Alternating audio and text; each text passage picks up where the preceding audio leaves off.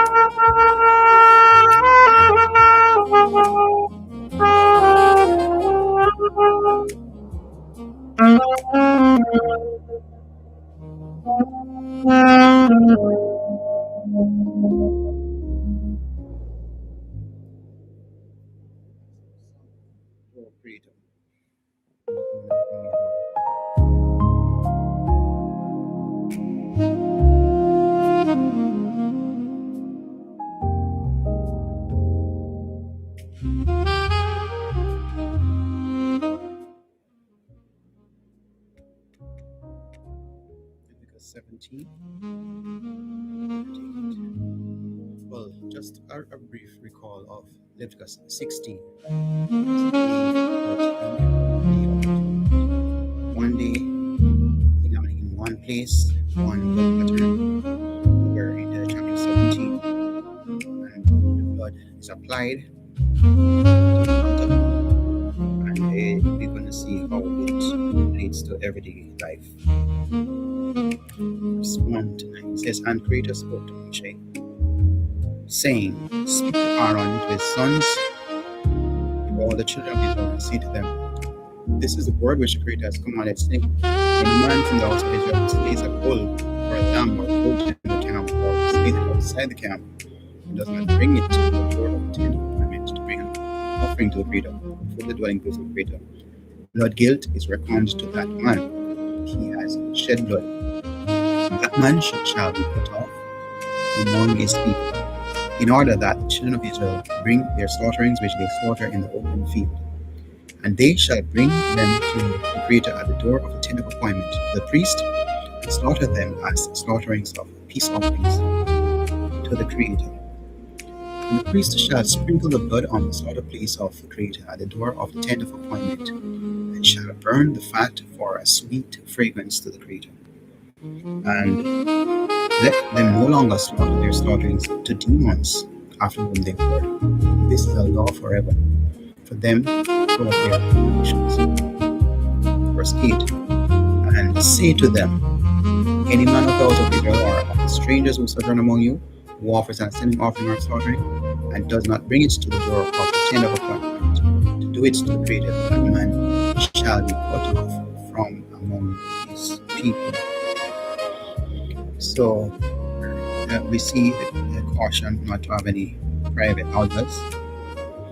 All the sacrifices must be brought to the tent of meeting. It's not in your own space, not in your own home.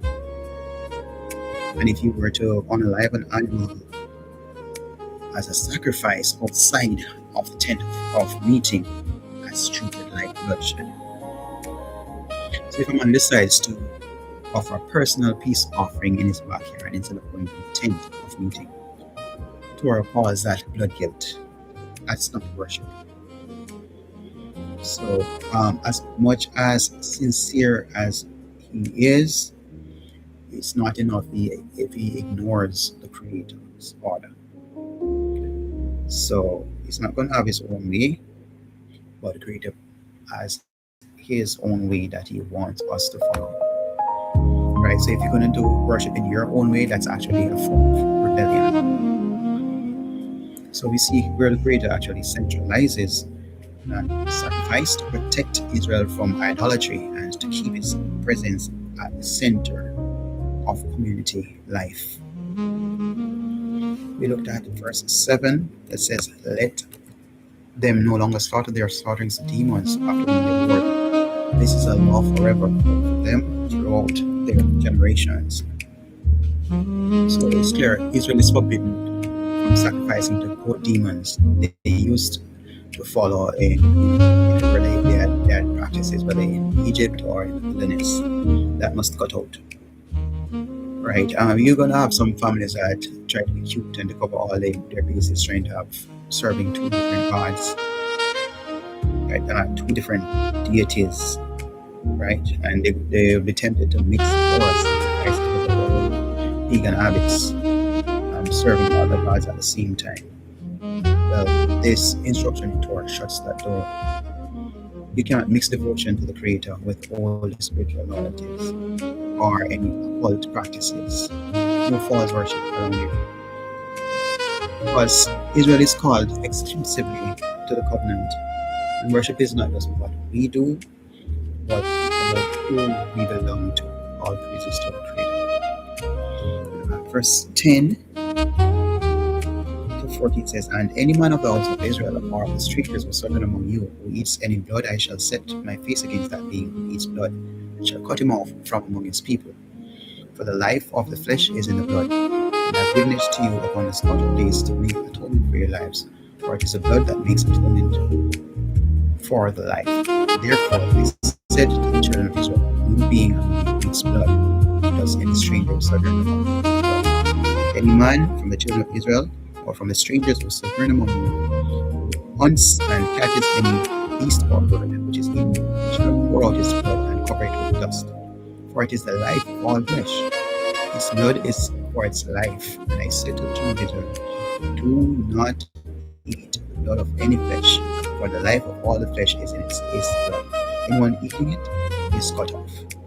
So we have something here that would catch the attention of the meat eaters, and a caution to ensure that the meat is rid of all the blood that is in that animal, that comes from that animal. Because our caution is not to eat blood. The Creator has given blood on the altar to make atonement. Life is in the blood, so blood is reserved for you. So look at the hunters. What do? They drain the blood. They cover the blood with earth. They don't cook it. They don't cook it into a stew, because they recognize the blood as the Creator's domain. We treat life as sacred.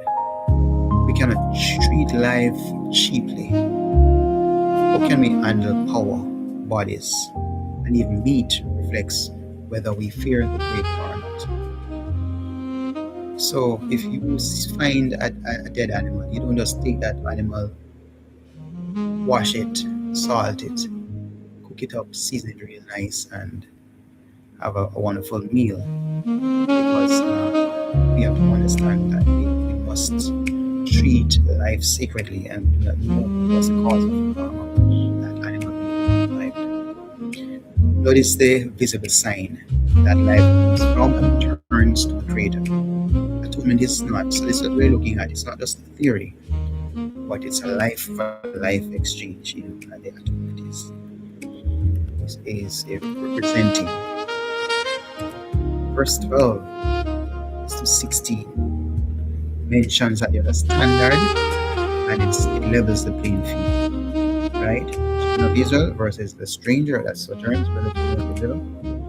Both the native and the sojourner must not eat blood. Animals that die naturally or must not be treated like normal food. Touching them makes a person unclean until evening. So if you're a foreign resident, you come into the camp, you find a dead animal. That you become unclean. You have to wash and you have to remain unclean until evening. And it's the same expectation for a native. So the fact that we are Israel or we're close to Israel's camp, we must be accountable to Israel's holiness standards. And the proximity to the presence of the Creator should impact that influence and a change in our lifestyle. Creator's holiness is not ethnic but covenantal. Anyone near His presence is invited and required to live like ones. Nowadays we ask ourselves, who is Israel really? And it comes out that those persons who find themselves not in Torah, return to Torah, don't be surprised that they have actually descendants of the children of Israel. So we must take these instructions keenly. Leviticus is a little different from Yom Kippur. It takes Yom Kippur out of the tabernacle and into our daily lives. So it's not a private altar. It's something that we must operate. Or we do eat blood and we do mix worship, right? And worship must be at the tent of appointment. Life belongs to the Creator alone, Him alone.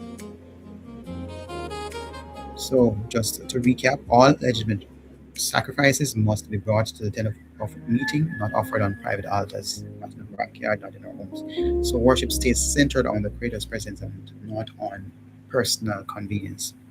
Israel is forbidden to offer sacrifices to other deities, breaking with spiritual mixture and demanding exclusive covenant loyalty.